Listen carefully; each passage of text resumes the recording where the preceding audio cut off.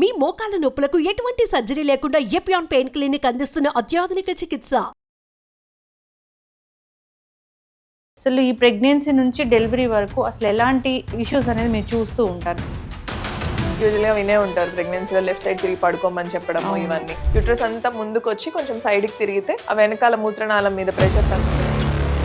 అంటే డెలివరీకి ముందు ఇట్లా అవుతుంది. మోస్ట్ కామన్ గా మనం చూసేది ఏంటి అని అంటే స్ట్రెస్ లీక్స్ కి దగ్గిన తుమ్మిన ఆ యూరిన్ లీక్ అవ్వడం అనేది ఎక్కువ గమనిస్తాం ప్రెగ్నెన్సీ. ఎప్పుడైనా సీరియస్ అయ్యే అవకాశం ఉంటుందా? ఉంటుంది. సో కిడ్నీ వరకు రీచ్ అయినప్పుడు ఇన్ఫెక్ట్ అయింది ఒకసారి అని అంటే దాన్ని అసలు తీయడం ఇంపాసిబుల్ లాగా, చాలా డిఫికల్ట్ అనమాట. ఐవి యాంటీబయాటిక్స్ ఇవ్వడము, అడ్మిషన్ కంపల్సరీగా పెట్టడము. డాక్టర్ గారు నమస్తే అండి. నమస్తే అండి. ప్రెగ్నెన్సీ, చైల్డ్ బర్త్, అసలు ఈ ప్రెగ్నెన్సీ నుంచి డెలివరీ వరకు అసలు ఎలాంటి ఇష్యూస్ అనేది మీరు చూస్తూ ఉంటారు? ఈ పెల్విక్ సంబంధించి కానీ బ్లాడర్కి సంబంధించి కానీ. సో అసలు ప్రెగ్నెన్సీ స్టార్ట్ అయినప్పటి నుంచి కూడా యూరినరీ ఇరిటేషన్ కానివ్వండి, యూరిన్ ఇన్ఫెక్షన్స్ తొందరగా రావడం కానీ, ఇది హార్మోనల్ చేంజ్ అవుతుంది. సడన్ గా మనము నాన్ ప్రెగ్నెంట్ స్టేట్ నుంచి ప్రెగ్నెన్సీలోకి మారినప్పుడు హార్మోన్స్ అన్ని సడన్ గా వస్తాయి. అండ్ ఇప్పుడు మనం హార్మోన్ సపోర్ట్స్ కూడా ఎక్కువ ఇస్తున్నాం ప్రెగ్నెన్సీలో. ప్రొజెస్ట్రాన్ హార్మోన్ తీసుకోండి, లేదా ఐవీఎఫ్ సపోర్టెడ్ ప్రెగ్నెన్సీ కానివ్వండి, వీటన్నిటిలో హార్మోన్స్ బయట నుంచి ఇస్తారు. సో సెల్ఫ్గా మనకి ప్రొడ్యూస్ అయ్యేది కాకుండా వీక్లీ ఇంజెక్షన్స్ కానివ్వండి, ఇవన్నీ ఉంటాయి. సో వీటన్నిటి వల్ల ఏదైతే న్యాచురల్ ప్రాసెస్ జరగాలో బాడీలో, ఆ ప్రాసెస్ అనేది కొంచెం డిలే అవుతా పోతుంది అనమాట. సో యూరిన్ ఫ్లో తగ్గడం కానివ్వండి, మూమెంట్ తగ్గడం కానీ, ఇప్పుడు కిడ్నీ నుంచి యూరినరీ బ్లాడర్కి ఒక కనెక్షన్ ఉంటుంది, దాని మొటిలిటీ ఉంటుంది అనమాట. సో అది నిమిషానికి ఇన్నిసార్లు మూవ్ అవ్వాలనేది ఆ ఫ్లో కూడా తగ్గిపోతూ ఉంటుంది. అండ్ బ్లాడర్ కూడా మనము ఎక్కువ సార్లు యూరిన్కి వెళ్ళడం అనేది గమనిస్తూ ఉంటాము, బట్ అది అర్జెన్సీ లాగా ఉంటుంది, అర్జెంట్ వచ్చి వెళ్ళడం అని. మల్టిపుల్ టైమ్స్ కూడా వెళ్ళే వాళ్ళు ఉంటారు. అది మోస్ట్లీ యూరిన్ ఇన్ఫెక్షన్ అయి ఉండొచ్చు. సో యూరిన్ ఇన్ఫెక్షన్స్ కూడా ఎక్కువ మోతాదులో చూస్తాం ప్రెగ్నెన్సీలో, బికాస్ ఇమ్యూనిటీ కూడా కొంచెం తగ్గుతుంది. అండ్ ఫుడ్ తీసుకోవడం కానివ్వండి, వీటన్నిటిలో చాలా రెస్ట్రిక్షన్స్ పెట్టుకుంటారు. మదర్స్ కూడా సెల్ఫ్ గా పెట్టుకుంటా ఉంటారు. కొంచెం వెయిట్ అవన్నీ చూసుకుంటా ఉంటే మనం ఎక్కువ కార్బోహైడ్రేట్ తింటా ఉంటాము. సో వీటన్నిటి వల్ల యూరిన్ ఇన్ఫెక్షన్స్ కూడా ఎక్కువ అవుతాయి. అండ్ ఇది కాకుండా మనము ప్రెగ్నెన్సీ వెళ్ళే కొద్దీ కూడా బరువు పెరుగుతూ ఉంటుంది, సేమ్ ఫీటస్ వెయిట్ కూడా పెరుగుతుంది. సో బేబీ పెద్దగా అయ్యే కొద్దీ యూట్రస్ కూడా పెద్దగా అవుతుంది, దాని ప్రెషర్ ఎఫెక్ట్స్ ఉంటాయి అనమాట. సో యూట్రస్ ఎప్పుడైనా కానీ వెనకాల ఆ మూత్ర నాళాల మీద పడుతూ ఉంటుంది. ఆ కంప్రెషన్ ఎఫెక్ట్కి ఏమవుతుంది అని అంటే ఫ్లో తగ్గుతుంది మళ్ళీ. సో సేమ్ థింగ్ అక్కడ కూడా మనం కిడ్నీ ఎఫెక్ట్ అయ్యే ఛాన్స్ ఉంటుంది. కాబట్టి యూరిన్ ఎప్పుడైనా మనం ఏదైనా ఇన్ఫెక్షన్ లాగా అనిపించకపోయినా కూడా కల్చర్స్ పంపిస్తూ ఉంటాము. దాని ప్రకారంగా ప్రెగ్నెన్సీలో మాత్రం ట్రీట్ చేస్తాం. యూజువల్ గా వినే ఉంటారు ప్రెగ్నెన్సీలో లెఫ్ట్ సైడ్ తిరిగి పడుకోమని చెప్పడము, ఇవన్నీ. సో ఈ కంప్రెషన్ ఎఫెక్ట్ అనేది తగ్గడానికి చెప్తామన్నమాట. యూట్రస్ అంతా ముందుకు వచ్చి కొంచెం సైడ్కి తిరిగితే ఆ వెనకాల మూత్రనాళం మీద ప్రెషర్ తగ్గుతుంది, రక్తనాళాల మీద ప్రెషర్ తగ్గుతుంది అని చెప్తా ఉంటాం. అండ్ హెడ్ ఒకసారి కిందికి డెలివరీకి వచ్చేటప్పటికి అర్జెన్సీ ఫీలింగ్ స్టార్ట్ అయిపోతా ఉంటుంది. 5 నిమిషాలు కూడా ఆపుకోలేకపోతున్నాను మేడం, యూరిన్ వెంటనే వస్తుంది అని అంటే ఆల్మోస్ట్ హెడ్ కిందికి దిగుతుంది అన్న కండిషన్ లో మనకి అట్లా రిపీటెడ్ గా యూరిన్ రావడం అనేది జరుగుతూ ఉంటుంది. డెలివరీకి ముందు ఇట్లా అవుతుంది. అవును, ఆల్మోస్ట్ డెలివరీకి దగ్గర డేట్స్ వచ్చినప్పుడు యూరిన్ అర్జెన్సీ ఫ్రీక్వెంట్ గా వెళ్ళడం అనేది గమనిస్తాం అనమాట. Out of all most common గా మనం చూసేది ఏంటి అని అంటే స్ట్రెస్ లీక్స్, అంటే ఊరికే దగ్గిన తుమ్మిన ఆ యూరిన్ లీక్ అవ్వడం అనేది ఎక్కువ గమనిస్తాం ప్రెగ్నెన్సీలో. ప్రెగ్నెన్సీ తర్వాత కూడా చాలా ఎఫెక్ట్ ఉంటుంది. సో ఇది నెమ్మదిగా తగ్గుతుంది అనమాట ఓవర్ టైం. మేడం, ఇప్పుడు ఒకవేళ ప్రెగ్నెన్సీలో ఇలాంటి యూరిన్ ఇన్ఫెక్షన్ అంటే మోస్ట్ కామన్ గా చూసేదైనా కానీ దాన్ని ట్రీట్ చేయాలిగా? ఖచ్చితంగా. యాంటీబయాటిక్స్ అలాంటివి వాడకూడదు అట్లా చెప్తూ ఉంటారు కదా. సో యూజువలీ ప్రెగ్నెన్సీలో ప్రెగ్నెన్సీ సేఫ్ యాంటీబయాటికే ఇస్తాము. బేబీకి ఒక్కొక్క ఏజ్ పరంగా, అంటే ఇప్పుడు 36 వారాల వరకు ఒక రకంగా, 36 వారాల తర్వాత ఇంకొక రకంగా. సో ఏ ఏజ్ బేస్డ్ మీద ఆ టైప్ ఆఫ్ యాంటీబయాటిక్ ఇస్తాం. సో ఖచ్చితంగా ఇవ్వాల్సిందే, ట్రీట్ చేయాల్సిందే. అండ్ సేఫ్టీ ఇష్యూకి వచ్చేటప్పటికి mother safety is more important లాగా ట్రీట్ చేస్తాము. బేబీ కంటే కూడా మనం మదర్కే ప్రయారిటీ ఇస్తాం ఎప్పుడైనా. అండ్ రిస్క్ వర్సెస్ బెనిఫిట్ లాగా, ఇప్పుడు ఈ మందు వల్ల రిస్క్ ఉన్నా కానీ బెనిఫిట్ ఎక్కువ ఉంది అన్నప్పుడు దాన్ని మనం ఖచ్చితంగా ఇవ్వాలి. సో ఎప్పుడైనా సీరియస్ అయ్యే అవకాశం ఉంటుందా? ఉంటుంది. చాలా మంది ఏం చేస్తారంటే చిన్న ఇన్ఫెక్షన్ వచ్చినప్పుడు వాళ్ళకి తెలుసు ఇన్ఫెక్షన్ ఉంది, సిమ్టమ్స్ కనిపిస్తూ ఉంటాయి, దానికోసం వెయిట్ చేస్తూ ఉంటారు అనమాట. ఏం కాదు అని నార్మల్ గా ఇంటి చిట్కాలు వాడుకుంటూ దాన్ని తగ్గించుకుంటాము అనుకుంటారు, మజ్జిగ తాగడం ఇవన్నీ. అండ్ స్లోగా అది కిడ్నీ వరకు రీచ్ అయిపోతుంది. సో కిడ్నీ వరకు రీచ్ అయినప్పుడు ఇన్ఫెక్ట్ అయింది ఒకసారి అని అంటే దాన్ని అసలు తీయడం ఇంపాసిబుల్ లాగా, చాలా డిఫికల్ట్ అనమాట. ఐవి యాంటీబయాటిక్స్ ఇవ్వడము, అడ్మిషన్ కంపల్సరీగా పెట్టడము, యూరిన్ లో పైప్ వేయడము, ఇవన్నీ చేయాల్సి ఉంటుంది. డెలివరీ తర్వాత కూడా యూరిన్ కోసం పైప్ వేసినప్పుడు అప్పుడు కూడా ఇన్ఫెక్షన్స్ వస్తాయా? ఎప్పుడైనా మనం బయట నుంచి ఒక యూరిన్ నాళంలోకి పైప్ వేసినప్పుడు ఇన్ఫెక్షన్ వచ్చే ఛాన్స్ ఉంటుంది. అంటే మనం బయట నుంచి ఏదో లోపలికి పుష్ చేస్తున్నప్పుడు ఏదన్నా ఒక అంటే బయట వస్తువు కదండి అది పైప్ అనేది, ఒకటి ఇరిటేటింగ్ గా మనకి ఆ నాళం లోపల ఉన్నప్పుడు ఇరిటేషన్ ఉంటుంది, ఇన్ఫెక్షన్ వచ్చే ఛాన్స్ కూడా ఎక్కువనే ఉంటుంది. ఆ మూమెంట్ తోటి కూడా ఫ్రిక్షన్ వల్ల బయట బ్యాక్టీరియా లోపలికి వెళ్ళడం కానీ ఇదంతా ఉండొచ్చు. సో ఎప్పుడు పైప్ వేసినా కానీ మనం తీసే ముందు కూడా యాంటీబయాటిక్ కవరేజ్ అట్లా పెడతాము. అన్లెస్ ఇప్పుడు ఏదైనా చిన్న చిన్న ప్రొసీజర్ కి అయితే పెట్టాము, ఊరికే జస్ట్ వేసి తీసాము అలాంటి ప్రొసీజర్ కి పెట్టాము యాంటీబయాటిక్స్. బట్ ఒకవేళ మనము మల్టిపుల్ పైప్స్ పెట్టాము, ఎక్కువసేపు నింది ప్రొసీజర్, ఇలాంటి వాటికి మాత్రం యాంటీబయాటిక్ కవరేజ్ పెడతాం అనమాట. డాక్టర్ గారు నార్మల్ డెలివరీలోనే ఈ బ్లాడర్ ఇష్యూస్ కానీ పెల్విక్ ఇష్యూస్ కానీ వస్తాయా? సో సెక్షన్ చేసినా కూడా అండి, సెక్షన్ లో కూడా బ్లాడర్ ని కదిలిస్తాము. సో మీకు కోత బయట వరకే కనిపిస్తుంది, బట్ గర్భసంచిని కూడా కొయ్యాలి కదా. సో గర్భసంచి మీద అతుక్కొని ఉంటది ఈ మూత్రం సంచి అనేది. సో ఆ అతుక్కొని ఉన్నదాన్ని ఫస్ట్ తీయాలి, జరిపి ఆ తర్వాతనే కట్ చేస్తాం అనమాట. సో ప్రతి డెలివరీలో మీకు ఆ మూత్రం సంచికి గర్భసంచికి ఉండే కనెక్షన్ కట్ చేసి దాన్ని సెపరేట్ చేసి దాని మీద కొంచెం ప్రెషర్ పడుతుంది మూత్రం సంచి మీద. డిఫికల్ట్ డెలివరీస్ అంటాం, అంటే మీరు నార్మల్ డెలివరీకి ట్రై చేసి ఉంటారు, ఆల్మోస్ట్ కిందికి వచ్చేసి ఉంటది బేబీ, అప్పుడు సెక్షన్ కి తీసుకెళ్లాల్సిన అవసరం రావచ్చు. కిందికి రావట్లేదు, హెడ్ పెద్దగా ఉందనో, పెల్విస్ సరిపోవట్లేదనో, ఇంకేదైనా రీజన్ కావచ్చు, బేబీ మోషన్ వెళ్ళిందనో. అలాంటప్పుడు ఆల్మోస్ట్ కింద పెల్విస్ లోపలికి వెళ్ళిపోయి ఉంటుంది హెడ్. అలాంటప్పుడు ఇంకా చాలా ఎఫెక్ట్ పడుతుంది బ్లాడర్ మీద. ఇలాంటి వాళ్ళకి మనం పోస్ట్ డెలివరీ కూడా మల్టిపుల్ యూరిన్ ఇన్ఫెక్షన్స్ రావడం కానీ, యూరిన్ అసలు రాకపోవడం, యూరిన్ అలాగే ఆగిపోతుంది అనమాట. సో అసలు వాళ్ళకి వెళ్ళినా కూడా కొంచెం కొంచెం యూరిన్ వస్తుంది, మిగిలిందంతా లోపల ఉండిపోతుంది. అట్లాంటి వాళ్ళకి పైప్ వేస్తే ఆల్మోస్ట్ ఒక 600 ml 700 ml బయటకు వస్తుంది యూరిన్. సో ఇలాంటి ప్రాబ్లమ్స్ అన్ని ఆ డిఫికల్ట్ డెలివరీస్ లో చూస్తాం. సో ఎఫెక్ట్ అవ్వదా అంటే సెక్షన్ లో అయినా ఎఫెక్ట్ అవుతుంది, డెలివరీ నార్మల్ డెలివరీ అయినా కూడా ఎఫెక్ట్ అవుతుంది. నార్మల్ డెలివరీలో ఫోర్సెప్స్ వేయడం కానివ్వండి, వాక్యూమ్ వేయడం కానివ్వండి, ఇవన్నీ మనం హెల్ప్ తీసుకుంటాం. రీజన్ ఏంటి అంటే మదర్ అలసిపోతుంది ఫుల్ ప్రెగ్నెన్సీ, ఈ పోస్ట్ పార్టమ్ టైం అనుకోండి, ఆర్ ఈ డెలివరీ టైం అనుకోండి, ఈ మొత్తం డెలివరీ టైంలో అలుపు వస్తుంది అనమాట. సో బేబీని పుష్ చేయలేదు, పుష్ చేయనప్పుడు మనము బయట నుంచి ఫిజికల్ గా ఏదైనా మెకానికల్ సపోర్ట్ తీసుకొని అసిస్ట్ చేసుకొని ఆ బేబీని బయటకు తీయాలి, లేకపోతే బేబీకి కూడా ఊపిరాడదు. సో ఈ టైంలో డెలివరీ డ్యామేజ్ అనేది జరుగుతుంది. సో అది పెల్విక్ ఫ్లోరే తీసుకోండి. పెల్విక్ ఫ్లోర్ అంటే మొత్తం కండలు అనమాట, అవన్నీ ఒక 10 కండరాలు ఉంటాయి. ఆ కండరాలన్నీ వీక్ అవుతాయి. మనం తీసేటప్పుడు కూడా దానికి కొంచెం డ్యామేజ్ జరగచ్చు. అండ్ పెద్ద పెద్ద కండలు కూడా ఉంటాయి, వాటికి ఎవల్షన్ అని అంటాము, లేదా టేర్స్ అంటాము. అవన్నీ జరిగితే బయటకు కనిపించవు, జస్ట్ బ్లడ్ మిగుడినట్టు అవుతుంది. అది స్లోగా దాని పవర్ తగ్గిపోతుంది. ఇలాంటప్పుడు అంతా మనకి ఎఫెక్ట్ అయ్యేది బ్లాడర్, ఇంకా మోషన్ ప్యాసేజ్.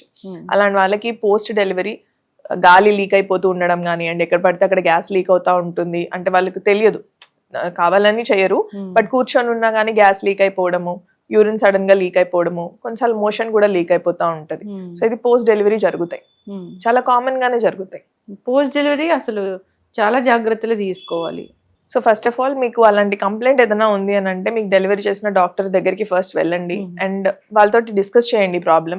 వాళ్ళ వల్ల అయితే వాళ్ళే ట్రీట్ చేస్తారండి, లేకపోతే యూరోగైనకాలజిస్ట్ దగ్గరికి రావచ్చు. వచ్చి మీరు అట్లీస్ట్ అడ్వైస్ తీసుకోండి, అంటే ఏ టైంకి మనం అసలు ఏం చేయాలి అని ఒక అడ్వైస్ తీసుకోండి.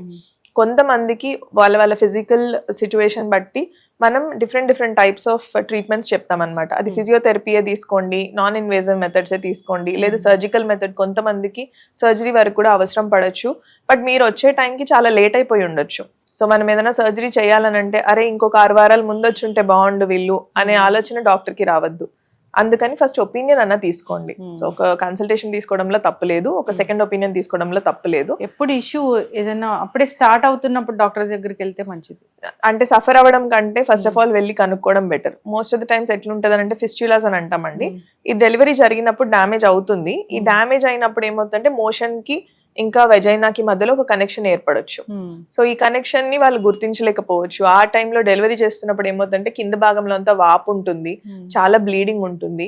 సో ఆ టేర్ ఏదైతే జరిగిందో దాన్ని సూచర్ చేస్తారు, చేసినా కూడా కొన్నిసార్లు చిన్న కనెక్షన్స్ మిగిలిపోతాయి. సో మీకు అది పోస్ట్ డెలివరీ మీ అంటే కలిసే ద్వారం దాన్నే వెజైనా అంటాం. బేబీ డెలివరీ అయ్యేది కూడా ఇదే దారి నుంచి.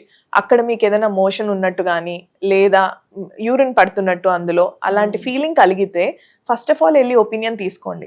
ఎందుకనంటే మీరు పక్కన మీ మదర్ కి చెప్పినా మోస్ట్ ఆఫ్ ద కేసెస్ ఇట్లానే ఉంటాయి. నేను మా మదర్ కి చెప్పాను మేడం, కానీ నేను బేబీకి ఫీడింగ్ ఇస్తున్నా కాబట్టి పిచ్చి పిచ్చిగా మాట్లాడుతున్నాను అనుకుంటున్నారు, లేకపోతే కావాలని నా మీద అందరూ కాన్సన్ట్రేట్ అవును. చేయాలి కాబట్టి ఇలాంటి తప్పుగా చెప్తున్నా చాలా ఎక్కువ అనుకుంటున్నారు. జరుగుతుంటాయి ఇట్లా. సో ఇలాంటి కేసెస్ ఎక్కువ చూస్తాం. అది వాళ్ళు ఎంత ఎడ్యుకేటెడ్ అవనివ్వండి ఏమన్నా కానివ్వండి, పోస్ట్ పార్టమ్ పీరియడ్ లో వాళ్ళ మెంటాలిటీ డిఫరెంట్ అయిపోతుంది. మదర్ కూడా డిఫరెంట్ గా బిహేవ్ చేస్తారు, బట్ మిగిలిన ఇంట్లో వాళ్ళందరూ ఆలోచన అంతా బేబీ మీద పెడతారు కానీ మదర్ మీద పెట్టరు. సో పర్సనల్ గా మదర్ కి కానీ ఇట్లాంటి ఫీలింగ్ ఉంది, గ్యాస్ వస్తున్నట్టు అనిపిస్తుంది వెజైనాలో, లేదు యూరిన్ వస్తుంది, మోషన్ వస్తుంది అని అనిపిస్తే మాత్రం డాక్టర్ దగ్గరికి వెళ్ళండి. బికాజ్ ఎర్లీగా సర్జరీ చేసుకుంటే ఏంటంటే మనకి రెస్పాన్స్ బెటర్ గా ఉంటుంది. ఆ పెల్విక్ ఫ్లోర్ మజిల్స్ అనేవి అవి ఒక కండరాల ఒక గ్రూప్ లాగా ఉంటుందా? అవును, అవి ఒక ఫుల్ గ్రూప్ అండి. సో కింద భాగంలో ఉండే మజిల్స్ అన్ని కలిపి పెల్విక్ ఫ్లోర్ అంటాం. అదే మనకి యూరిన్ ప్యాసేజ్ ని సపోర్ట్ చేస్తుంది అండ్ డెలివరీ ప్యాసేజ్ ని సపోర్ట్ చేసేది అదే, గర్భసంచికి సపోర్ట్ ఇచ్చేవి వేరే మజిల్స్ అయినా కూడా ఫ్లోర్ ఇదే, సో వెనకాల ఉండే మోషన్ బ్యాక్ కి సపోర్ట్ ఇదే, అన్నింటికి కనెక్టెడ్ గా ఇది ఒక్కటే సపోర్ట్ ఇస్తా ఉంటుంది అనమాట. సో పెల్విక్ ఫ్లోర్ లో ఇష్యూ వచ్చింది అని అంటే ఆల్మోస్ట్ అన్నిటి మీద ఎఫెక్ట్ పడ్డట్టు. అసలు వచ్చిన అడ్వాన్స్ ట్రీట్మెంట్స్ ఏమున్నాయి దీనికి? ఫస్ట్లీ ఫిజియోథెరపీ గురించి చాలా మందికి తెలియదు అండ్ ఇది పని చేయదు అన్నట్టు అనుకుంటారు. మీరు సొంతగా చేసుకునే కంటే మీరు సపోర్టివ్ గా ఒక ఫిజియోథెరపిస్ట్ కానీ లేదా సూపర్వైజ్డ్ గా చేయడం కానీ తోటి బెటర్ గా ఉంటుందండి, చాలా ఇంప్రూవ్మెంట్ కనిపిస్తుంది. అది కూడా యంగ్ ఏజ్ వాళ్ళకి. సో ఓల్డర్ ఏజ్ గ్రూప్ వాళ్ళకి కొంచెం రెస్పాన్స్ తక్కువ ఉండొచ్చు, బికాస్ వాళ్ళకి న్యాచురల్ గా కూడా కొంచెం ఫిజికల్ స్ట్రెంత్ తక్కువ ఉంటుంది. లేదా యాక్టివ్ గా ఉండే వాళ్ళకి మాత్రం అది అలా కూడా it is very beneficial. And మీకు సపోర్ట్ కావాలి అని అంటే ఫిజియోథెరపిస్ట్ కూడా పెల్విక్ ఫ్లోర్ ఫిజియోథెరపీ అని సెపరేట్ గా ఉంటారు. వాళ్ళు మీకు హెల్ప్ చేయగలుగుతారు. దానిలో ప్రోబ్స్ పెట్టే ఉంటాయి, అంటే వెజైనా దారిలో కూడా చిన్న ఒక స్టిమ్యులేటర్ ఉంటుంది అనమాట, దాని లోపలికి పెట్టి స్టిమ్యులేట్ చేయొచ్చు కరెంట్ తోటి. సో కరెంట్ తో స్టిమ్యులేట్ చేసినప్పుడు ఏ నరం అయితే ఎఫెక్ట్ అయిందో, ఏ మజిల్ అయితే దెబ్బతినిందో అది దాని మీద ఎఫెక్ట్ పడుతుంది. సో స్టిమ్యులేషన్ జరిగి ప్రెషర్ పెరుగుతుంది, మజిల్ స్ట్రెంగ్త్ అనేది పెరుగుతుంది. సో కొన్ని చైర్స్ లాగా కూడా ఉంటాయి, అవి చాలా ఎక్స్టర్నల్ ఆ chairs. So better would be trained వాళ్ళతోటి మీరు చేయించుకోవడం. కిగిల్స్ ఎక్సర్సైజెస్ కానివ్వండి, వాళ్ళు ఒకసారి 2 సార్లు మీకు సూపర్వైజ్ గా నేర్పిస్తారండి, తర్వాత మీరే సొంతగా చేసుకోవచ్చు. పెరినియోమీటర్ అనేటివి కూడా ఉన్నాయి, అంటే అవి మనకి ప్రెషర్ చూపిస్తాయి అనమాట. మనమే సొంతగా ఇంట్లో మానం లోపల పెట్టుకుంటారు, బీపీ కఫ్ లాగా అనమాట. మనకి ఎంత ప్రెషర్ ఉందనేది లోపల తెలుస్తూ ఉంటుంది, దాన్ని మనం కంప్రెస్ చేయాలి. సో సొంతగా మనం చేసుకోవడం కంటే కొంచెం డివైస్ ఎయిడెడ్ గా చేస్తే ఏంటంటే పర్ఫెక్షన్ ఎక్కువ ఉంటుంది, తొందరగా రెస్పాన్స్ వస్తుంది. విత్ ఇన్ ఒక 4 months, అంటే 3 to 4 months టైం అండి. ఇంతకంటే ఎక్కువ టైం తీసుకోవద్దండి, ఇంతకంటే ఎక్కువ టైం మీరు చేసినా అది ఉపయోగం లేదు. సో ఈ 3 నెలల్లోనే రెస్పాన్స్ రావాలి. రావట్లేదు అంటే మీరు ఏదో తప్పు చేస్తున్నారు, మీకు హెల్ప్ కావాలి అని దాని అర్థం. యూరిన్ వెళ్ళినా కానీ మళ్ళీ ఇంకా అది ఎంటీ అవ్వలేదేమో అన్న ఫీలింగ్ కూడా కొంతమందిలో ఉంటుంది. అది డెలివరీ తర్వాత ఎక్కువ ఉంటుంది కాబట్టి దాన్ని ఎట్లా చెప్తారు, దాన్ని కరెక్ట్ చేసుకోవచ్చా? ఎస్, చాలా మందికి ఈ సిమ్టమ్ ఉంటుందండి. సో ఫస్ట్ థింగ్ మనం ఆలోచించేది యూరిన్ ఇన్ఫెక్షన్ లో కూడా ఇట్లానే అనిపిస్తుంది, కంప్లీట్ గా వెళ్ళలేదు, ఇంకేదో మిగిలిపోయింది అని. ఇవి కాకుండా ఫుల్ బ్లాడర్ ఒక బలూన్ అనుకుంటే, బలూన్ కి కొన్నిసార్లు ఎక్స్టెన్షన్స్ ఫామ్ అవుతాయి అన్నమాట. ఆ ఎక్స్టెన్షన్ లోపట యూరిన్ మిగిలిపోవచ్చు, సో దాన్ని డైవర్టిక్యులమ్స్ అని అంటాం. సో చాలా మందికి వీటి గురించి తెలియదు, అసలు ఏం ఐడియా ఉండదు. యూరిన్ వెళ్ళిన తర్వాత కూడా ఇంకొక పాకెట్ ఆఫ్ యూరిన్ మిగిలిపోతుంది. ఆ పాకెట్ ఆఫ్ యూరిన్ లో 10 ml ఉండనియండి, 20 ml ఉండనియండి.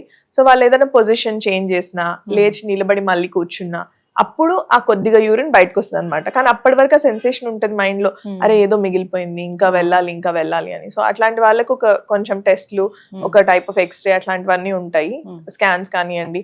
సో అవి డిఫరెంట్ గా ఉంటాయి. మేము రెగ్యులర్ స్కాన్ చేయించుకున్నాం అన్నట్టు ఉండదు అనమాట. వాళ్ళు మోస్ట్ ఆఫ్ దెమ్ ఎట్లా చెప్తారు, మేము ఆల్రెడీ స్కాన్ చేయించాము, అన్ని చేయించాము మేడం చూడండి అంటారు. ఒక స్పెసిఫిక్ టెస్ట్ ఉంటుంది. సో ఎవరి సిమ్టమ్స్ ని బట్టి ఆ స్పెసిఫిక్ టెస్ట్ చేయించాము అని అంటే మనకి ఈజీగా గుర్తుపట్టడానికి వీలుగా ఉంటుంది. ఓహో, అబ్డామిన్ స్కాన్ లో తెలియదు ఇది. అన్నిటికీ ఓన్లీ అబ్డమెన్ పెల్విస్ అనే స్కాన్ ఒకటి సరిపోదండి. ఏదైనా కిడ్నీలో ప్రాబ్లం ఉందని మనం అనుకున్నప్పుడు అలాంటి వాళ్ళకి రాస్తాము. బట్ స్టిల్ అన్లెస్ మనకి కిడ్నీలో ఈ దార ఏదైతే ఉందో యురేటర్ అనేది, ఈ నాళం కనిపించాలంటే దానిలో వాపన్నా ఉండాలి, వాటర్ అన్నా నిండి ఉండాలి, లేకపోతే అంత ఈజీగా కనిపించదు అనమాట. సో స్టోన్స్ అట్లాంటివి ఉన్నప్పుడు చిన్న స్టోన్స్ ఓన్లీ సిటీలోనే కనిపిస్తాయని చెప్పడం వినే ఉంటారు. సో పెద్ద స్టోన్స్ ఉండి అది బ్లాక్ అయ్యి నాళం కొంచెం వాపు వచ్చినప్పుడే మనకి అవి కూడా కనిపిస్తుంది స్కాన్ లో. ఇప్పుడు ఈ ఉమెన్ లో కిడ్నీ ఇష్యూస్ అనేవి ఈ ప్రెగ్నెన్సీ డెలివరీ అప్పుడే ఎక్కువ ఉంటాయా మ్యామ్? అంటే అప్పుడే స్టార్ట్ అవుతాయి అవి? అంటే యంగ్స్టర్స్ లో కూడా ఉండొచ్చండి. మనం పుట్టినప్పటి నుంచి కూడా మనకి ఫిజికల్ గా, అంటే ఎనటామికల్ అబ్నార్మాలిటీస్ అని అంటాము, డెవలప్మెంటల్ అనామలీస్ అన్నమాట. సో పుట్టుకతోటే కొంతమందికి కిడ్నీలు డిఫరెంట్ షేప్స్ లో ఉండొచ్చు, కొంతమందికి గర్భసంచిలో ప్రాబ్లమ్స్ ఉండొచ్చు, రెండు గర్భసంచులు ఉండే వాళ్ళు ఉంటారు. సో అవన్నీ డిఫరెంట్ అనామలీస్ అంటాం వాటిని. అబ్నార్మల్ గా ఉన్న వాళ్ళకి ఏంటి అని అంటే ఈ గర్భసంచి ప్రాబ్లమ్స్ తో పాటు కిడ్నీ ప్రాబ్లమ్స్ కూడా అసోసియేటెడ్ గా ఉంటాయి. కొంతమందికి మూత్రనాళం అని చెప్తున్నాను కదా, అవి రెండుగా ఉండొచ్చు. సో ఒక సైడ్ ఒకటే ఉండాలి, అట్లా ఒక సైడ్ రెండు ఉండొచ్చు వాళ్ళకి. ఒక కిడ్నీ చిన్నప్పటి నుంచి అబ్సెంట్ అయి ఉండొచ్చు, ఒకటే కిడ్నీతో బతికే వాళ్ళు కూడా ఉంటారు. సో ఇవన్నీ అబ్నార్మాలిటీస్ అండ్ పుట్టుకతో నుంచే ఉంటాయి మనకి. బట్ అవి ఎప్పుడు డయాగ్నోజ్ అవుతాయి, ఎప్పుడు అవసరం పడితే అప్పుడే కదా మనం డాక్టర్ దగ్గరికి వెళ్ళేది. సో ఇన్ఫెక్షనో ఏదైనా డ్యామేజో జరిగినంత వరకు కూడా డాక్టర్ దగ్గర రీచ్ అవుట్ అవ్వరు. బట్ ప్రెగ్నెన్సీలో ఏంటంటే న్యాచురల్ గానే స్కాన్స్ చేయించుకుంటా ఉంటాము, మల్టిపుల్ టైమ్స్ డాక్టర్ విజిట్స్ అవుతాయి. అదే రీజన్ కి ప్రెగ్నెన్సీలో ఎక్కువ బయటపడతాయి అంటామే తప్ప ముందంతా కాక అయితే కాదు. సో ఎర్లీగానే మ్యారేజ్ అయ్యే వాళ్ళకి 2022లోనే ప్రెగ్నెన్సీ వచ్చేస్తుంది. సో అలాంటి వాళ్ళు అప్పుడే రీచ్ అవుట్ అవుతారు డాక్టర్ దగ్గరికి. డెలివరీ ఆ తర్వాత వెజనల్ ఇష్యూస్, లేదంటే బ్లాడర్ ఇష్యూస్, పెల్విక్ ఇష్యూస్ ఇట్లా మాట్లాడుకుంటే ఎప్పుడు కూడా ఒకలాంటి ఇరిటేషన్ లాగా ఉంటుందని చాలామంది, ఇప్పుడు మనం మీ లాస్ట్ వీడియోస్లో కూడా చాలామంది ఆ కామెంటే రాస్తారు. అది ఎందుకు అంటే ఇప్పుడు మూత్రంలో ఇరిటేషన్ గా ఉంది అని అనుకుంటే మాత్రం అది నంబర్ 1, మీరు ఆ ఏరియాని అంతా తడిగా ఉంచుకుంటున్నారేమో. సో డ్రైనెస్ పాటించాలి. డ్రైగా ఉంచుకోవడం అని అంటే most of them Indian mentalities లో ఏంటంటే వాష్రూమ్కి వెళ్ళినప్పుడు కడుక్కోవడం అలవాటు. అంటే వాళ్ళు యూరిన్కి వెళ్ళినా ఎక్కడున్నా సరే కాళ్ళు వాష్ చేసుకుంటారు, ప్రైవేట్ పార్ట్స్ వాష్ చేసుకుంటారు, ఇవన్నీ చేస్తూ ఉంటారు. బట్ ప్రైవేట్ పార్ట్ వాష్ చేసుకున్నాక మీరు అండర్వేర్ వేసుకునేటట్టయితే అదింతా తడిచిపోతుంది. సో మీరు వేసుకోగానే అదంతా తడిచిపోతుంది. మన దగ్గర టిష్యూ అనే హ్యాబిట్ చాలా తక్కువ అండి, అండ్ అలవాటుగా కూడా మనం ఏం క్యారీ చేయం దాన్ని. సో దీనివల్ల ఏమవుతుంది, అండర్వేర్ తడిచిపోతుంది, మాయిశ్చర్ ఉండిపోతుంది. సో తడిగా ప్లేస్ అంతా దాంతో మనకి చెమట పడుతుంది. మీరు వర్కింగ్ క్లాస్ అనుకోండి, నడుస్తున్నారు, టైట్ బట్టలు వేసుకున్నారు, ఏదైనా లెగినే వేసుకున్నాము, లోపలంతా చెమట పడుతుంది. సో థైస్ మధ్యలో చెమట వస్తుంది, అండర్వేర్ అంతా తడిచిపోతుంది. ఈ మాయిశ్చర్ లో మీకు ఫంగల్ ఇన్ఫెక్షన్ వచ్చేస్తుంది. అది కనిపించాలి ఎవిడెంట్ గా ఏం లేదు. ఎర్లీ స్టేజెస్ లో ఫంగల్ ఇన్ఫెక్షన్స్ ఏవి కనిపించకపోవచ్చు, జస్ట్ ఇచ్చింగ్ తో స్టార్ట్ అవ్వచ్చు, ఇరిటేషన్ తో స్టార్ట్ అవ్వచ్చు. సో అది స్టార్ట్ అయినప్పుడు మనం ఒకవేళ స్టిరాయిడ్ క్రీమ్స్ లాంటివి చాలా మంది వాడుతూ ఉంటారు. ఇది ఓవర్ ద కౌంటర్ దొరుకుతాయి మన దగ్గర ఎక్కువ. సో అది తీసుకుంటారు, లేదు ఎవరో వాడారు కాబట్టి వాడుతూ ఉంటారు. ఇంకొకసారి మనం ఫంగల్ ఇన్ఫెక్షన్ కి ట్రీట్మెంట్ ఇచ్చినా పనిచేయదు. అయ్యో. సో ఒకసారి అది వాడేసాక ఇంకా అది స్టేబుల్ అయిపోతుంది ఆ ఇన్ఫెక్షన్. నెక్స్ట్ టైం మనం ఏమైనా రెస్పాన్స్ కోసం ఇచ్చినా కూడా అది పనిచేయకపోవచ్చు. సో అది చిన్న మిస్టేక్స్ చేస్తూ ఉంటారు. బట్ ఇరిటేషన్ అనేది మీకు ఒకవేళ వైట్ డిశ్చార్జ్ రావడం వల్ల ఉందనుకోండి, అది ఎందుకు వస్తుందో ట్రీట్మెంట్ అయితే తీసుకోండి. మల్టిపుల్ టైమ్స్ ఇన్ఫెక్షన్స్ వచ్చే వాళ్ళు చాలా మంది ఉంటారు. బట్ మనం అన్నిటిని ఒకటేలాగా ట్రీట్ చేయం. కొన్నిసార్లు హస్బెండ్ కి కూడా ట్రీట్మెంట్ అవసరం పడవచ్చు. ఓన్లీ ఇంటర్కోర్స్ తర్వాత ఎక్కువ అవ్వచ్చు ఇన్ఫెక్షన్, లేదు మీద ట్రావెల్ తర్వాత ఎక్కువ అయ్యి ఉండొచ్చు, లేదు షుగర్స్ అన్కంట్రోల్ గా ఉండొచ్చు. సో మల్టిపుల్ రీజన్స్ ఉంటాయి. బట్ ఒకసారి డాక్టర్ దగ్గరికి వెళ్ళి చెక్ చేయించుకుంటే బెటర్ గా ఉంటుంది. ఎస్, చక్కగా చెప్పారు మ్యామ్. అంతేకాకుండా ఉమెన్లో మెనోపాజ్ ఆ టైంలో కూడా రకరకాల హార్మోన్ చేంజెస్ ఉంటాయి, దానివల్ల కూడా ఇలాంటి ఇష్యూస్ వస్తాయని మోస్ట్ కామన్గా ఇట్లాంటివి చూస్తాం ఇండియన్ ఉమెన్లో. అసలు సో ఇండియన్ ఉమెన్ లో అయితే అండి మెనోపాజ్ ఆల్మోస్ట్ 45 నుంచి 50కి చూస్తూ ఉంటాము. లేదు అంటే ఇంకా మాక్సిమం మనం చూసేది 50 to 53 దగ్గర చూస్తాం అనమాట. అక్కడికి కూడా స్పాటింగ్ వచ్చి ఆగిపోతూ ఉంటుంది. మోస్ట్ కామన్ గా యూరిన్ అర్జెన్సీ తోటి ఉంటుంది, అండ్ వెజనల్ ఇన్ఫెక్షన్స్. మన దగ్గర షుగర్ చాలా ఎక్కువనే కంపారిటివ్ గా, అండ్ ఈ షుగర్ వల్ల వెజనల్ ఇన్ఫెక్షన్స్ చాలా కామన్ గా వస్తూ ఉంటాయి. మెనోపాజ్ లో ఏమవుతుంది అంటే మన హార్మోనల్ లెవెల్ అంతా తగ్గిపోతుంది. సో మనం ఈజీగా ఇన్ఫెక్షన్స్ తెచ్చుకునే అంత ఆ చేంజ్ అయిపోతుంది అనమాట. లోపల ఉన్న ఆ ఎన్విరాన్మెంట్ అంతా కూడా ఏదైనా బ్యాక్టీరియా వస్తే ఇమీడియట్ గా తీసుకునేటట్టు తయారవుతుంది. సో యూరిన్ ఇన్ఫెక్షన్స్ తీసుకోండి, లేదా వెజనల్ ఇన్ఫెక్షన్స్ తీసుకోండి, చాలా కామన్ మెనోపాజ్ తర్వాత.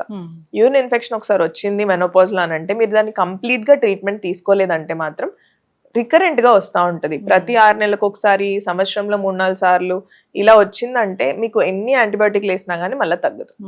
సో తీసుకునేటప్పుడే ఫస్ట్ టైం ఇన్ఫెక్షన్ వచ్చినప్పుడే దాన్ని జాగ్రత్తగా చూపించుకోండి, కల్చర్ చేయించుకొని దాన్ని బట్టి ట్రీట్మెంట్ తీసుకోండి. రిపీటెడ్గా వస్తుందంటే దానికి కూడా మనకి డిఫరెంట్ ట్రీట్మెంట్స్ ఉంటాయి, మెడికల్ గానే ట్రీట్మెంట్స్ ఉంటాయి. సో మెడిసిన్స్ తోటే మనం లాంగ్ టర్మ్ యాంటీబయాటిక్ కానివ్వండి, లేదు అవసరం ఉన్న వాళ్ళకి, సో అది కూడా లో డోస్ ఇస్తామండి. అదేం మనము హార్మ్ చేసేంత యాంటీబయాటిక్ అయితే ఇవ్వం. చాలా మంది భయపడతా ఉంటారు, అమ్మ యాంటీబయాటిక్ 3 నెలలు ఇచ్చారు నాకు అని. 3 నెలలు మీకు 3 నెలలు కూడా లో డోస్ ఇస్తారనమాట. సో దట్ మీకు ఒక డేంజరస్ బ్యాక్టీరియా వచ్చి అతుక్కుంటే దానికి మీరు ఐవీ యాంటీబయాటిక్స్ పెట్టుకోవాలి, అది ఇంకెక్కువ ఎఫెక్ట్ చేస్తుంది, మీ కిడ్నీ మీద ఎఫెక్ట్ చేస్తుంది. సో కిడ్నీ అని కానీ లివర్ని కానీ ఎఫెక్ట్ చేయని ఒక మందు తీసుకొని దాన్ని కంటిన్యూస్గా 3 నెలలు ఇస్తే మీ బ్లాడర్ ఈ లోపల బాగా అవుతుంది. రిపేర్ అవ్వడానికి మనకి టైం కావాలి. సో ఏ టిష్యూ అయినా ఇక్కడ దెబ్బ తగిలిందంటే రిపేర్ అవ్వడానికి టైం కావాలి కదా, same thing with bladder also. So దాన్ని మనం అది కన్సిడర్ చేసుకొని లో డోస్ యాంటీబయాటిక్ పెడతాం. ఇది కూడా లేదంటే కొన్ని వేరే రకమైన డ్రగ్స్ ఉంటాయన్నమాట, అది ప్రొటెక్షన్ క్రియేట్ చేస్తుంది బ్లాడర్ లో, అలాంటి డ్రగ్స్ కూడా ఇస్తాము. సో డిఫరెంట్ ఆప్షన్స్ ఉంటాయి, but it's always patient tailored. అంటే పేషెంట్ వస్తే వాళ్ళ హిస్టరీ విని దాని బేసిస్ మీదనే ట్రీట్మెంట్ ఇవ్వాలి. అందరికీ 1 రూల్ ఫర్ ఆల్ అన్నట్టు ఏమీ ఉండదు. ఇప్పుడు బ్లాడర్ హెల్దీగా ఉంది అన్నప్పుడు యూరిన్ అసలు ఏ కలర్ లో వస్తుంది? యూరిన్ లైట్ ఆరెంజ్ టింట్ లో వస్తుందండి, అది ఎవరికైనా. ఎందుకంటే యూరిన్ లో చాలా సాల్ట్స్ ఉంటాయి అండ్ లివర్ నుంచి రిలీజ్ అయ్యేవి కొన్ని ఉంటాయి, అది కాకుండా ఎలక్ట్రోలైట్స్ కూడా ఉంటాయి యూరిన్ లో. సో ఇవన్నీ ఉంటాయి కాబట్టి దానికి colour tint normal light yellowish tint ఉంటుంది. కొంచెం మీరు వాటర్ సరిగా తీసుకోలేదు, డిహైడ్రేషన్ కానివ్వండి, ఎండాకాలంలో కానివ్వండి, వీటన్నిటిలో ఏంటి అంటే కొంచెం డార్క్ yellowగా వస్తుంది. కలర్ మారుతుంది, బాగా లైట్ వాటర్ లాగే వస్తుంది అని అంటే దట్ మీన్స్ మీరు చాలా ఎక్కువ వాటర్ తీసుకుంటున్నారు, లేకపోతే బాడీలో ఇంకేదో ప్రాబ్లం వల్ల వాటర్ ఎక్కువ లాస్ జరుగుతుంది అని మీరు తెలుసుకోవాలి. ఇలాంటి వాళ్ళకి కొంచెం తల తిరిగినట్టు కానివ్వండి, సడన్ గా లేస్తే ఇబ్బంది కలగడం కానీ ఇవన్నీ ఉంటాయి. అండ్ మరీ డార్క్ కలర్ లో వస్తుందంటే దాని యూరిన్ ఇన్ఫెక్షన్ అయి ఉండొచ్చు. ఫస్ట్ డిహైడ్రేషన్ చూసుకోండి, లేదు ఇంకా డార్క్ కలర్ లోనే వస్తుందంటే మాత్రం డాక్టర్ దగ్గరికి ఒకసారి వెళ్ళండి. వాటర్ బాగా తాగితే బ్లాడర్ లో ఉన్న మలినాలన్నీ కొట్టుకొని పోతాయని అంటారు కదా, వాస్తవమేనా అది అసలు? వాటర్ మీకు ఎంత అవసరమో అంతనే తాగాలండి. ఇప్పుడు నేను ఇందాక అన్నట్టు లైట్ కలర్ లో ఉండడం మ్యాండేటరీ. లేదు మీకు బాగా వాటర్ లాగా వస్తుంది అని అంటే దాని మీనింగ్ ఓన్లీ బ్లాడర్ లో ఉన్న మలినాలే కాదు, బాడీలో ఉన్న ఎలక్ట్రోలైట్స్ కూడా ఫ్లష్ అవుట్ అయిపోతాయి. సో అంత ఎలక్ట్రోలైట్ ఫ్లష్ అనేది బాడీకి మంచిది కాదు. పెల్విక్ ఫ్లోర్ స్ట్రెంథనింగ్ కోసం మనము కీగల్ ఎక్సర్సైజ్ అవన్నీ చేస్తే సరిపోతుంది. ఎస్, అది మన కంట్రోల్లో ఉన్నంత వరకు కీగిల్స్ ఎక్సర్సైజ్ సరిపోతాయి. కొంతమందికి కీగిల్స్ ఎక్సర్సైజ్ అనేది మనం నేర్పించినా కూడా వాళ్ళ వల్ల కాదు. సో అలాంటి వాళ్ళకి ప్రాబ్లం ఏది ఉందో దాన్ని అక్కడ ఫిక్స్ చేయాల్సి ఉంటుంది.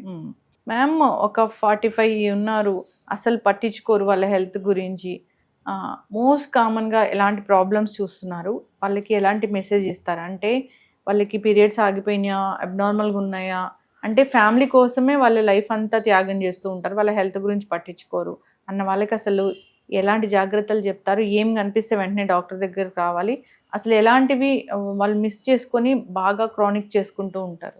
First thing I would say అండి, మెనోపాజ్ తర్వాత అంటే మీకు 12 నెలలు పీరియడ్ రాలేదు అన్న తర్వాత మీకు చుక్క బ్లడ్ కనిపించిన డాక్టర్ దగ్గరికి వెళ్ళండి. సో అది అబ్నార్మల్. ఎవరైనా మీకు ఇది నార్మల్, మేము ఏదో విధానంగా తగ్గిస్తామని అనుకుంటే ప్లీజ్, మీకు మీ స్తోమత లేదు, నేను వెళ్ళలేను డాక్టర్ దగ్గరికి, ఇలాంటి వాళ్ళు ఉంటే ప్లీజ్ ఎవరైనా ఫ్రీగా చూసే డాక్టర్ దగ్గరికి అన్నా వెళ్ళండి. లేదు నేను అఫోర్డ్ చేయగలుగుతానంటే ఒక స్కాన్ తీసుకోండి, ఒక డాక్టర్ దగ్గరికి వెళ్ళండి. బట్ బ్లీడింగ్ ని మనం వదిలేస్తే మాత్రం క్యాన్సర్ రిస్క్ అనే దాన్ని వదిలిపెట్టినట్టు. సో ఎందుకు ఇంత స్పెసిఫిక్గా చెప్తున్నానంటే ఎక్కువ మంది ఒకసారి క్యాన్సర్ వచ్చిన తర్వాత అప్పుడు వచ్చి నాకు ఎలాగో తెలియలేదు, వెళ్ళాలని తెలియదండి, ఇవన్నీ చెప్తా ఉంటారు. సో తెలుసుకోండి, ఒక్కసారి మెనోపాజ్ వచ్చిన తర్వాత అన్లెస్ అదర్వైజ్ రూల్ అవుట్ చేస్తే తప్పితే ఇదేం లేదు అని డాక్టర్ మీకు అప్రూవల్ ఇచ్చేంత వరకు దాన్ని క్యాన్సర్ గానే పరిగణించాలి. అదర్వైజ్ మీరు అసలు ఇంకెవరు ఏం చెప్పినా పట్టించుకోవద్దండి. ఖచ్చితంగా డాక్టర్ దగ్గరికి వెళ్ళండి, ఖచ్చితంగా చూపించుకోండి. లైఫ్ కంటే ఏది ఇంపార్టెంట్ కాదు. Okay, most of the cases that we're seeing either cervical cancer ఉంటుంది లేదా ఎండోమెట్రియల్ క్యాన్సర్ ఉంటుంది. సర్వైకల్ క్యాన్సర్ లో కూడా ఏంటి అని అంటే ఒక పాప్స్మియర్ టెస్ట్ అండి.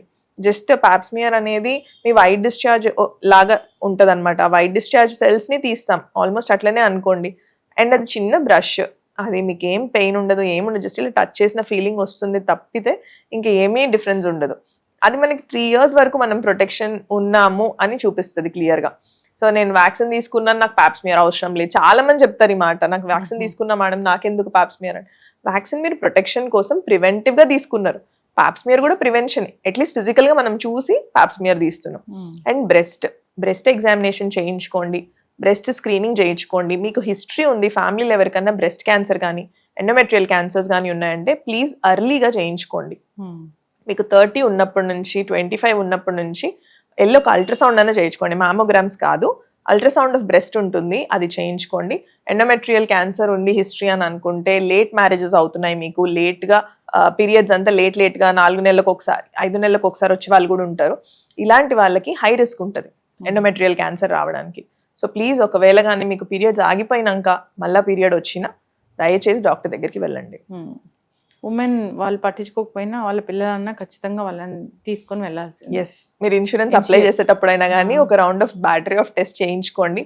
చేయించుకున్న తర్వాతే ప్లీజ్ గో అహెడ్. చక్కటి ఇన్ఫర్మేషన్ మ్యామ్. జనరల్గా కూడా ఈ ప్రెగ్నెన్సీ డెలివరీ అనేది అదొక పునర్జన్మ లాగే చెప్తుంటారు. దాని తర్వాత ఆర్గాన్స్ అన్నీ ఒకలాంటి ఫంక్షన్ అంతా మారిపోతుంది. మళ్ళీ అది సెటిల్ అవ్వడానికి చాలా టైం పడుతుంది.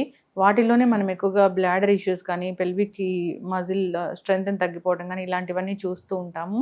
అయితే వదిలేస్తే అవి చాలా క్రానిక్ వెళ్తాయి. కాబట్టి డాక్టర్ని సంప్రదించడం మేలు. ఏ చిన్న ప్రాబ్లం ఉన్నా ఒకసారి డాక్టర్ దగ్గరికి వెళ్తే అది తొందరలోనే ఏం ప్రాబ్లం ఏంటి అనేది తెలుసుకొని వాళ్ళు సరైన ట్రీట్మెంట్ అనేది అందిస్తారు. లేదంటే మీరు చెప్పినట్లుగా పెద్ద పెద్ద ఇష్యూస్కి కిడ్నీ ఫెయిల్యూర్ అయ్యే వరకు కూడా వెళ్తూ ఉంటాయి. అందరు ఫాలో అవ్వాలని కోరుకున్నాం మ్యామ్. హెచ్పివి వ్యాక్సిన్ మీరు ఎప్పుడు చెప్తూ ఉంటారు, అందరు తీసుకోవాలి. సో దాని మీద చాలా అవేర్నెస్ ఉంది, ఇంకా కూడా తీసుకోవట్లేదు. సో తీసుకొని అందరూ హెల్తీగా ఉండాలని కోరుకున్నాం. చాలా చక్కటి ఇన్ఫర్మేషన్ మ్యామ్, ధన్యవాదాలు. థ్యాంక్ యూ అండి.